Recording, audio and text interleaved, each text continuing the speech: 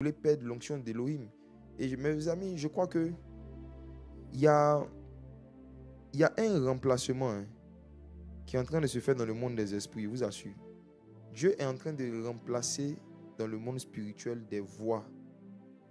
Et il est en train de remplacer des personnes écoutées dans le corps de Christ. Je pense que Dieu est en train de remplacer des manteaux. C'est un travail qui se fait, que j'observe depuis environ 3 ans. Depuis environ 3 ans, le paysage de ceux et celles qui ont une certaine influence sur les nations est en train de changer. Vous savez, si vous ne faites pas attention, vous qui avez l'onction, aux actions que vous menez en faveur de ceux qu'on est en train de traîner à la mort, qu'on va égorger, s'il y a un niveau d'indifférence que vous continuez à manifester, Dieu va vous enlever un certain niveau de puissance. Parce que Dieu donne l'onction pour libérer les captifs. Dieu donne l'onction pour sauver les personnes qui sont en train d'être victimes d'injustice. Vous êtes des Elohim. Vous êtes censés poser les actions pour consoler les victimes d'injustice. Si vous ne le faites pas, à quoi vous sert l'onction en question? Alors, je vais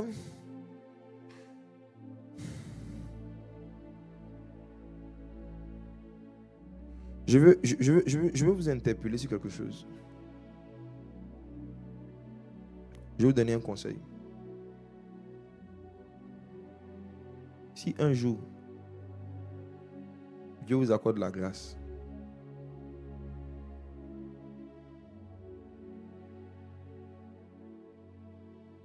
d'occuper une position, que ce soit dans la société, que ce soit en milieu religieux, qui fait que vos avis, vos conseils et vos paroles sont un peu plus écoutés que pour d'autres personnes, ce n'est jamais pour vous rendre célèbre.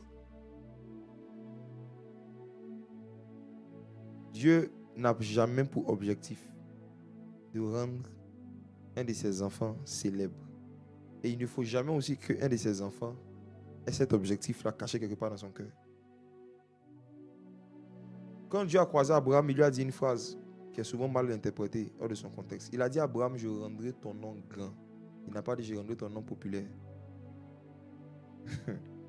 La popularité qu'Abraham a eue était une conséquence de la grandeur que Dieu lui a donnée. C'est parce que Dieu a rendu son nom grand qu'Abraham est devenu populaire. Mais c'est son nom d'abord que Dieu a cherché à rendre grand. Son nom. Le nom en hébreu, c'est le caractère, le comportement. Souvenez-vous de la conversation que David a eue avec la femme de Nabal. Quand il voulait tuer Nabal, elle dit, s'il te plaît, aie pitié de mon mari, car il est comme son nom. Il s'appelle Nabal, il est comme son nom. Le nom, c'est le caractère. C'est le comportement. Quand Dieu dit à Abraham, je rendrai ton nom grand, il est en train de dire que je vais rendre ton caractère et ton comportement semblable à celui de Christ. Semblable à celui de Dieu. Il n'y a de grand que Dieu seul. Tu vas ressembler à Dieu. Dieu est en train de lui dire simplement, je vais te donner mon image et ma ressemblance, mon caractère. Donc, comprenez que les positions que nous avons, les moyens que nous avons, aussi petites qu'ils soient-elles, une fois qu'on reçoit Jésus, nous sommes des juges. On est établis dans un domaine comme juge. C'est pour pouvoir libérer les captifs. C'est pour pouvoir libérer ceux qu'on traîne à la mort. Pour pouvoir délivrer les personnes qui souffrent. Donc, arrivé un moment, ton argent et ton succès peuvent te donner tellement de plaisir et de joie que tu vas oublier la cause des pauvres. Ça a été le cas d'Esther. Esther était dans le palais royal. Elle avait oublié en fait ses frères qui souffraient juste à côté d'elle. Mardochée est venu lui rappeler même qu'il y a une loi qui a été votée qui met la vie de tes frères en péril, qui met la vie de tes frères en danger. Mais qu'est-ce qui se passe? Esther avait voulu être un peu négligente dessus. Et puis, c'est là Mardochée lui a dit, est-ce que tu sais que c'est pour un temps comme celui-ci que tu es parvenu à la royauté? On te dit que tes frères et sœurs sont en danger de mort. Comme toi, tu dors dans le palais, tu trouves qu'il n'y a pas d'urgence. Vous savez, l'une des choses qui montre qu'on est devenu égoïste, c'est le fait de ne plus sentir d'urgence dans le fait d'aller libérer des captifs. Ou bien d'aller éviter la mort à des gens. Esther avait atteint la royauté, mais arrivé un moment, Esther a laissé le luxe et le confort du palais lui faire oublier la souffrance de ceux qui dormaient hors du palais. On a tellement dormi dans nos chambres climatisées, dans nos belles maisons, qu'on avait oublié pendant un moment qu'il y avait des gens encore qui dormaient dans les maisons en bois, d'autres même qui dormaient sous la pluie. Et Dieu nous fait un coup de rappel en permettant que certaines situations se passent, certaines images viennent à nous, mais il y a des personnes qui vont quand même persévérer dans l'indifférence. Je suis venu juste vous informer que ces nuits que nous sommes en train de passer, ces 21 nuits du mois de juin aussi, c'est aussi des nuits de remplacement, de jugement. C'est aussi des nuits où Elohim juge des Elohim, où Dieu juge des juges qui ne font pas le travail, où Dieu va donner l'onction à certaines personnes. D'autres personnes vont perdre l'onction. Des personnes qui ont un certain intérêt, un certain désintérêt par rapport aux souffrances de leurs semblables autour d'eux. Je vous dis qu'il y aura beaucoup de remplacements dans le monde spirituel.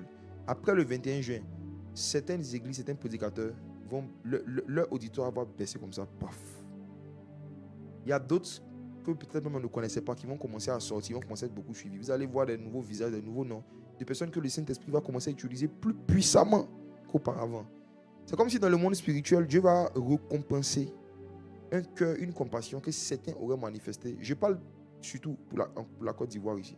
C'est comme si Dieu va récompenser en fait une certaine compassion, un certain intérêt, un certain désir d'annoncer une bonne nouvelle aux pauvres que certains vont manifester.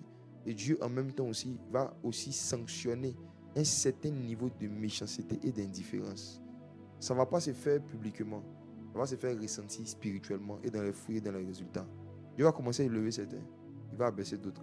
J'ai déjà trouvé dans ma Bible des versets qui disent clairement que c'est la nuit que Dieu renverse les rois qu'il en établit d'autres. Tout se passe la nuit. Se passe la nuit. Vous êtes des juges. Vous êtes appelés à délivrer des personnes. Donc, j'aimerais que, en plus, j'avais donné 2 exercices à faire. J'ai dit, exerce-toi à essayer de lister 10 lois du ciel que tu connais. Et comment est-ce que tu les utilises intentionnellement pour régler leur pouvoir sur la terre. Mais je donne un autre exercice. Demande-toi, depuis que 2026 a commencé, j'ai déjà délivré qui de quoi? Je parle à ceux qui sont en Christ.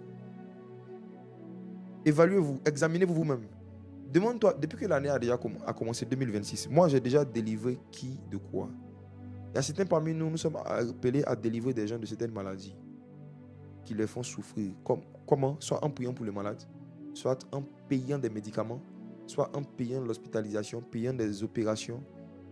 Chaque fois que quelqu'un est malade et que tu poses une action dans le but de le soulager de sa maladie, même si c'est en payant les ordonnances, en payant les médicaments, en payant l'hospitalisation, je ne sais pas, ou bien en priant pour lui, tu es en train de libérer un captif.